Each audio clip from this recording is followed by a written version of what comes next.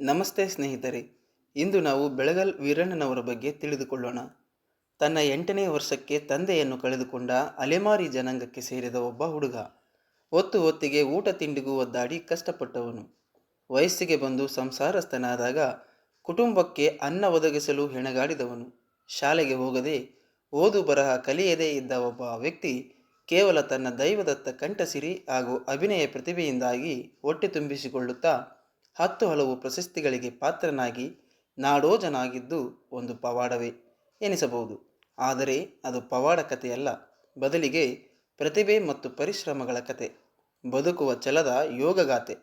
ಇದು ನಾಡೋಜ ಬೆಳಗಲ್ ವೀರಣ್ಣನವರ ಬದುಕಿನ ಕತೆ. ಬಳ್ಳಾರಿ ಬಳಿಯ ಬೆಳಗಲ್ಲು ವೀರಣ್ಣನವರ ಸ್ವಂತ ಊರು. ತಂದೆ ದೊಡ್ಡ ಹನುಮಂತಪ್ಪ, ತಾಯಿ ಈರಮ್ಮ.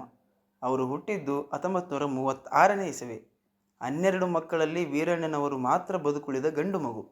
ಹೀಗಾಗಿ ವರುಷ 8 ತಾಯಿ ಮಮತೆಯಿಂದ ಸೊಂಟದ ಮೇಲೆಯೇ ಹೊತ್ತು ಬೆಳೆಸಿದರು.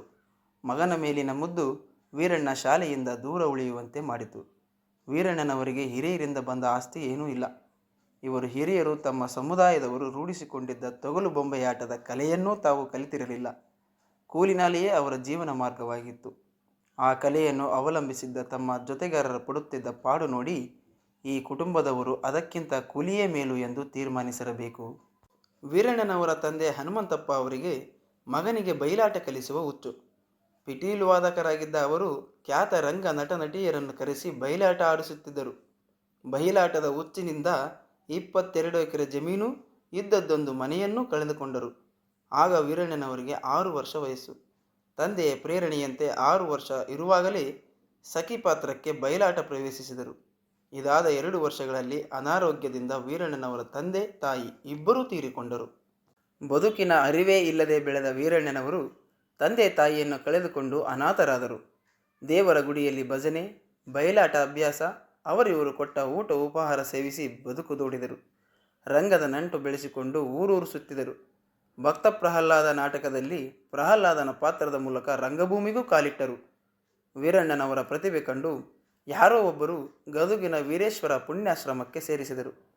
ಬಳಿಕ ಸಂಗೀತ ರಂಗ ದಿಗ್ಗಜ ಬಳ್ಳಾರಿ ಸಿಡಿಗಿನ ಮೊಳ ವೈ ಎಂ ಚಂದ್ರಯ್ಯ, ಜೋಳದ ರಾಶಿ ದೊಡ್ಡನಗೌಡರ ಶಿಷ್ಯರಾಗಿ ಹಾರ್ಮೋನಿಯಂ, ಸಂಗೀತ, ಹಾಡುಗಾರಿಕೆ ಕಲಿತರು.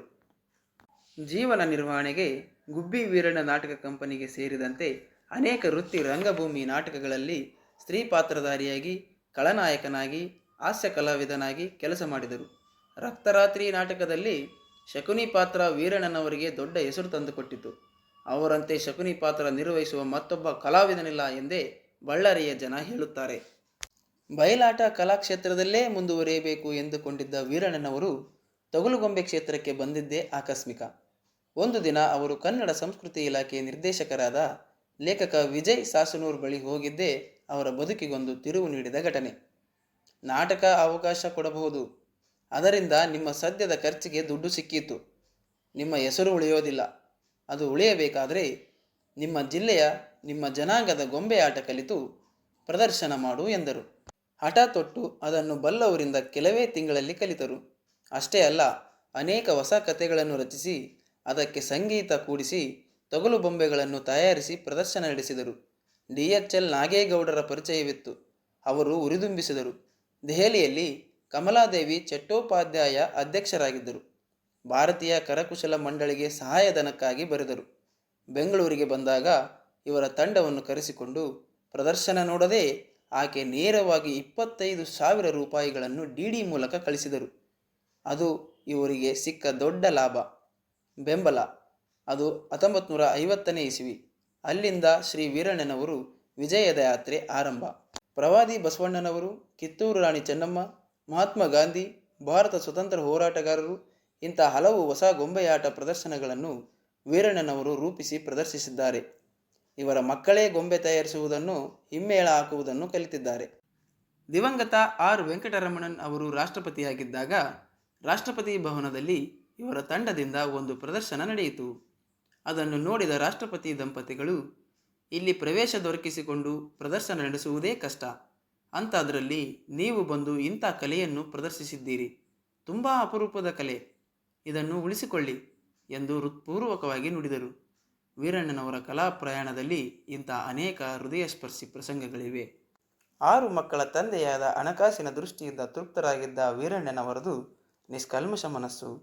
ಉತ್ತರ ಪ್ರದೇಶದ ಅಕಾಡೆಮಿಯು ಗೌಹಾಟಿ ಪ್ರಶಸ್ತಿ, ಚೆನ್ನೈನ ಕಲೈ ಫೌಂಡೇಶನ್ನ ಕಲೈ ಭೂಷಣ ಪ್ರಶಸ್ತಿ ಇಂಥ ಹಲವು ಪ್ರಶಸ್ತಿ, ಗೌರವ, ಸನ್ಮಾನಗಳನ್ನು ವೀರಣ್ಣನವರು ಪಡೆದಿದ್ದಾರೆ. ಹಾಗೂ ಕರ್ನಾಟಕ ಸರ್ಕಾರದ ರಾಜ್ಯೋತ್ಸವ ಪ್ರಶಸ್ತಿ ಅವರಿಗೆ ಸಿಕ್ಕಿದೆ. ಕರ್ನಾಟಕ ಜಾನಪದ ಮತ್ತು ಯಕ್ಷಗಾನ ಅಕಾಡೆಮಿ ಪ್ರಶಸ್ತಿ, ಜಾನಪದ ಪ್ರಶಸ್ತಿಗಳೂ ಅವರಿಗೆ ಒಲಿದಿವೆ. ಕರ್ನಾಟಕ ರಾಜ್ಯ ನಾಟಕ ಅಕಾಡೆಮಿ ಪ್ರಶಸ್ತಿಗೂ ಅವರು ಪಾತ್ರರಾಗಿದ್ದಾರೆ. ಇವರನ್ನು ಕುರಿತು ಅಭಿನಂದನೆ ಗ್ರಂಥವೊಂದು ರೂಪುಗೊಂಡಿದೆ. ಕನ್ನಡ ವಿಶ್ವವಿದ್ಯಾಲಯವು ನಾಡೋಜ ಪ್ರಶಸ್ತಿ ನೀಡಿ ಗೌರವಿಸಿದೆ. ಕರ್ನಾಟಕ ಬಯಲಾಟ ಅಕಾಡೆಮಿ ಅಧ್ಯಕ್ಷರಾಗಿ ಸೇವೆ ಸಲ್ಲಿಸಿದ್ದಾರೆ. ನಾಡೋಜ ಬೆಳಗಲ್ ವೀರಣ್ಣನವರು 88ನೇ ವಯಸ್ಸಿಗೆ ರಸ್ತೆ ಅಪಘಾತದಲ್ಲಿ ಏಪ್ರಿಲ್ 2023ರಂದು ನಿಧನ ಹೊಂದಿದರು. ಧನ್ಯವಾದಗಳು ಸ್ನೇಹಿತರೆ.